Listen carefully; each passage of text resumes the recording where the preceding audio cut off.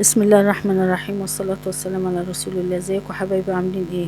يا رب تكونوا بخير، بألف خير يا رب. ان شاء الله نعمل معاكم النهاردة صينية بسبوسة، طريقة سهلة وبسيطة ومكونات مش مكلفة خالص، حاجة بسيطة كده ومن البيت. تعالوا نشوف المقادير والطريقة. بسم الله.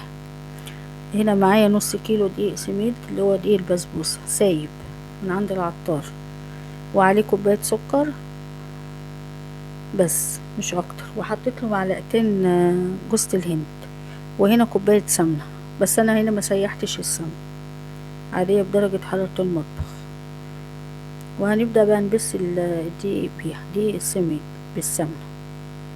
انا هنا خلاص بقى المعلقه ملهاش، مش هتعرف تشتغل، انا بايدي بقى اشتغل بايدي.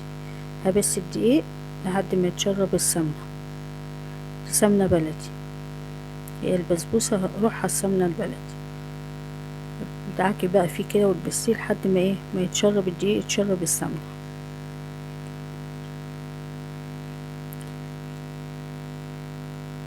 ولا حطينا لها فانيليا ولا حطيت لها بيكنج باودر، هي كوبايه السكر ومعلقتين جوز الهند، وخلاص على كده، ونص كيلو دقيق.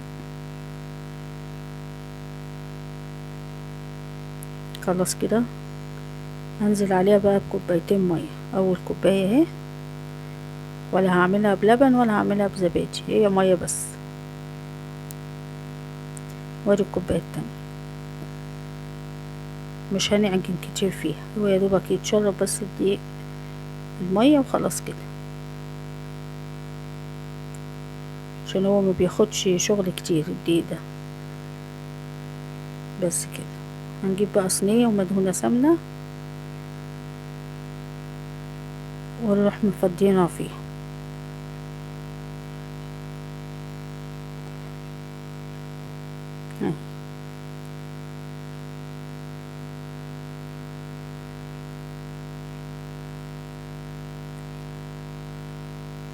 نبدأ بقى نسويها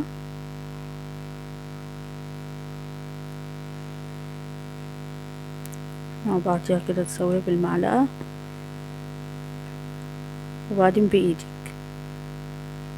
انا سويتها بالمعلقة وبعدين عملتها بإيدي بشوية مية كده، بقيت ابل ايدي بالمية واروح نازلة عليها.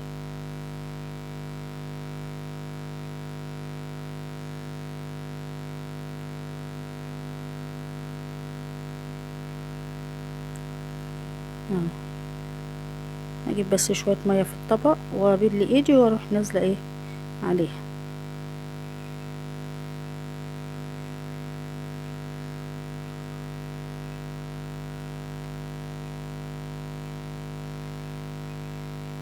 خلاص كده انا سويتها، خلاص هبدأ بقى اخبط فيها.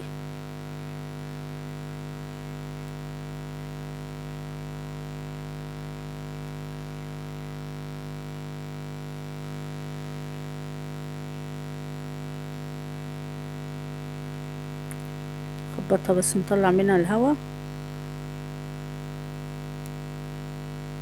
هنا انا كنت هعملها سادة كده وادخلها الفرن على طول، جه ابني قال لي لا حط لنا حتى سوداني، وكان عندي شوية سوداني باقيين كده في التلاجة، رحت مطلعهم وقلت اقسمها وقطعتها كده وحطيت لهم سوداني عليها.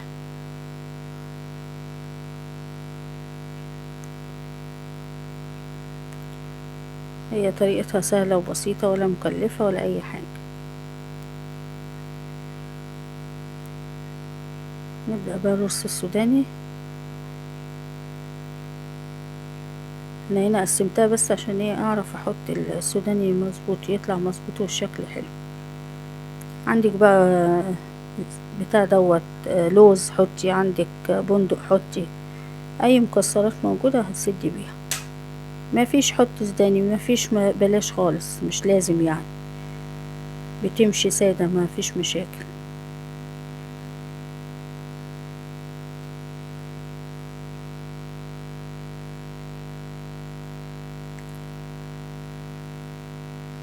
خلاص كده، وتكوني مشغلة بقى الفرن على 180 درجة، وحطيها في الرف الوسطاني.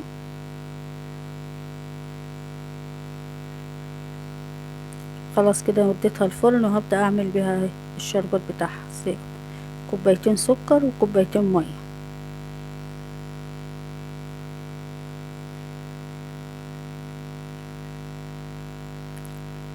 وهديهم بس تقليبة كده قبل ما احطهم على النار، حاجة بسيطة. انا عاملة السكر على قدها، يعني على قد الصينية، فمش هشيل منه ولا حاجة،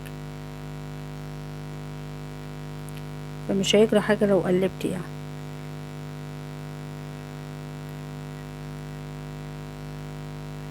خلاص كده، واروح بيها بقى على البوتاجاز، احطها واحط لها بعد ما تغلي احط لها نص ليمونة، واسيبها بقى تغلي مع نفسها. انا مش عايزاه تقيل، هو يا دوبك هيغلي بس ايه بتاع 7 دقايق كده، واروح طفي عليه. هحط له هنا نص ما فيش نص، ربع كوباية سمنة سايحة، حطيتها سمنة بلدي، وحطيت لها باكو فانيليا.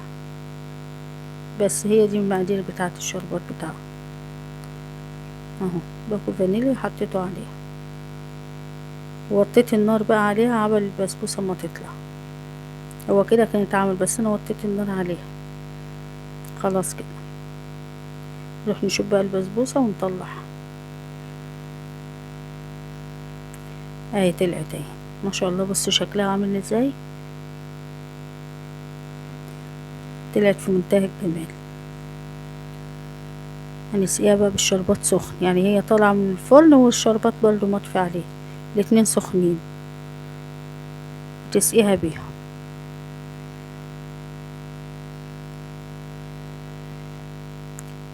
هي كده شربت السكر على طول، بس محتاجة تاني هديها برضو على طول حبة كمان. هو انا عاملة مقدار السكر على قدها.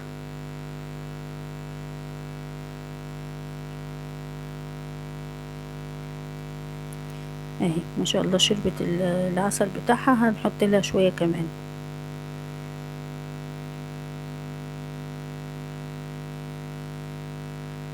هي طالما شربت العسل على طول، تعرف ان هي ما شاء الله طالعة حلوة ومظبوطة معاكي.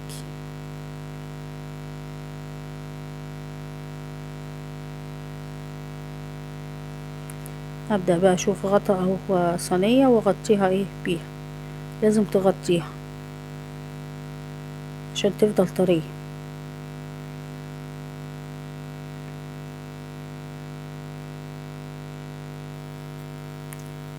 انا هنا ما لقيت لهاش غطا حلة مقاس الصينية، فجبت الصينية اللي استانلس هغطيها بيها على طول. اسيبها كده بيها واسيبها ايه لحد ما تبرد وهي متغطية، تفضل بقى طرية معاكي وجميلة ومرملة.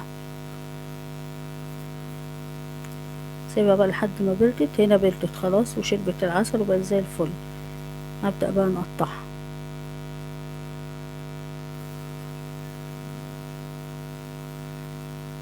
هي طريقتها سهلة جدا ومش محتاجة لا شغل ولا تكاليف ولا اي حاجة. عايزة تحط لها زبادي حط لها، عايزة تحط لها لبن حط لها. انا قلت اول مرة اعملها معاكم بالمية دي، بس طلعت جميلة. هنا بقى الصينية بتاعتي كانت كبيرة، المفروض كنت جبت الصينية الاصغر، دي مقاس 32. عايزة تعمليها بقى في مقاس الاصغر منها 30 او 28، لو انت عايزاه ايه تبقى عريضة شوية، السمك بتاعها عريض. دي طلعت رقيقة معايا، بس طلعت ما شاء الله الطعم مش قادرة اقول لكم على جمالها.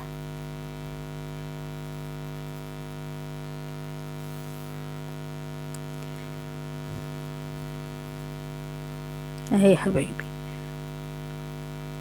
طلعت جميلة ومرملة وطرية وطعمها حكاية ما شاء الله عليها. يا رب يعجبكم الفيديو، اذا عجبكم شير ولايك واشتراك في القناة.